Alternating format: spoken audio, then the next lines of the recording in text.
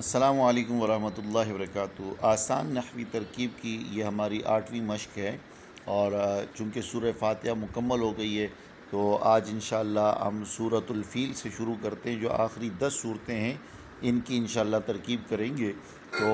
الم تر کیف فعل ربک باصحاب الفیل، اچھا فیل میں یہاں فا کا نقطہ ریہ ہے۔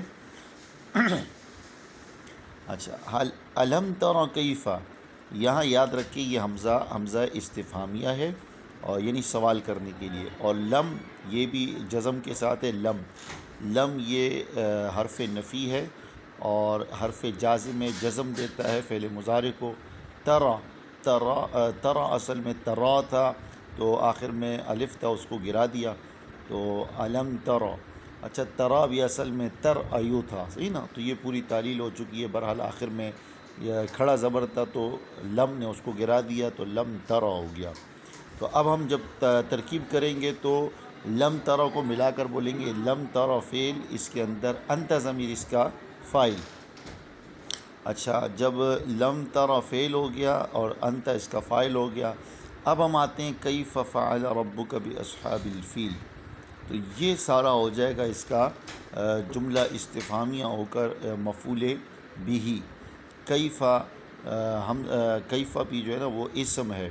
اور استفہام کے معنی میں ہے، یہ بھی کیفا بھی اسماء ظروف میں سے ہے، ٹھیک نا، تو اس لیے یہ بنے گا مفعول فی مقدم، اصل میں ہے فی ای حال ان کے معنی میں ہے، صحیح نا، تو کس حال میں ہے۔ تو کیفا مفعول فی مقدم، فعل فعل رب مضاف، کاف ضمیر مضاف الیہ، مضاف الیہ مل کر فعل کا فاعل، با حرف جار، اصحاب مضاف، الفیل مضاف الیہ مل کر مجرور، جار مجرور مل کر ظرف لغ ہو کر متعلق ہوا فعل فعل کے، فعل اپنے فاعل مفعول فی مقدم اور متعلق سے مل کر جملہ فعلیہ بتاویل مفرد ہو کر مفعول بہ ہوا ترا فعل کا، فعل اپنے فاعل اور مفعول سے مل کر جملہ فعلیہ استفہامیہ، چونکہ سوال آ رہے ہیں تو اس لیے ہم استفہامیہ بھی کہیں گے، اور اس طرح جو سوالیہ جملہ ہوتا ہے وہ پھر انشائیہ بھی کہلاتا ہے، تو اس لیے کہیں گے جملہ فعلیہ استفہامیہ انشائیہ ہوا۔ اچھا اگلا جو جملہ ہے وہ ہے الم یجعل کیدہم فی تضلیل، اس کی بھی ترکیب اسی طرح ہوگی، حمزہ استفہامیہ لم یجعل فعل، تو یہ فعل ہے، اس میں ہوا ضمیر اس کا فاعل ہے، اور وہ ہوا ضمیر لوٹ رہی ہے ربک کی طرف، اور قید مضاف ہم ضمیر مضاف الیہ، مضاف الیہ مل کر مفعول، اس لیے دیکھو قید یہاں زبر آئے گا، صحیح نا، کہ یہ مفعول بہ ہے، اور فی حرف جار تضلیل مجرور، جار مجرور مل کر ظرف لغ ہو کر متعلق ہوا یجعل فعل کے،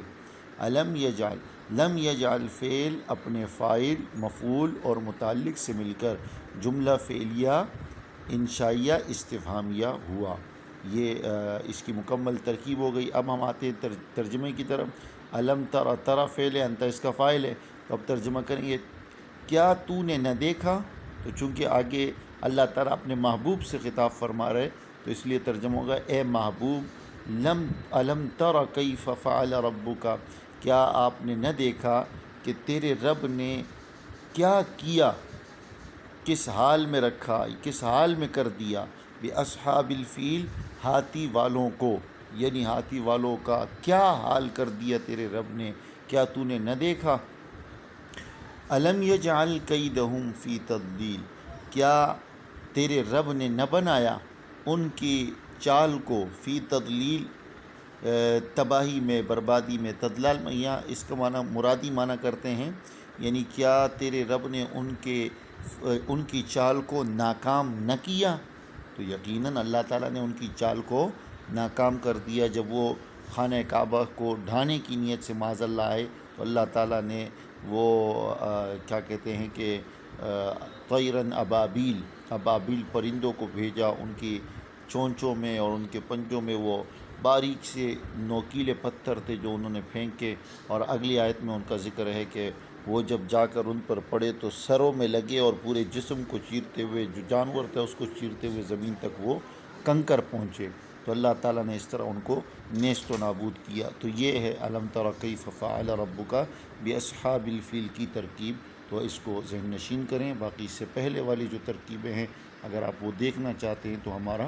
یوٹیوب چینل نحو ماسٹر کو دیکھیں، اس میں ہم صرف و نحو کا جو کورس کرا رہے ہیں وہ بھی مکمل دستیاب ہے۔ اور اگر آپ پڑھنا چاہتے ہیں واٹس ایپ پر تو ہمارے واٹس ایپ نمبر پر رابطہ کریں، ڈسکرپشن میں ہمارا رابطہ نمبر موجود ہے۔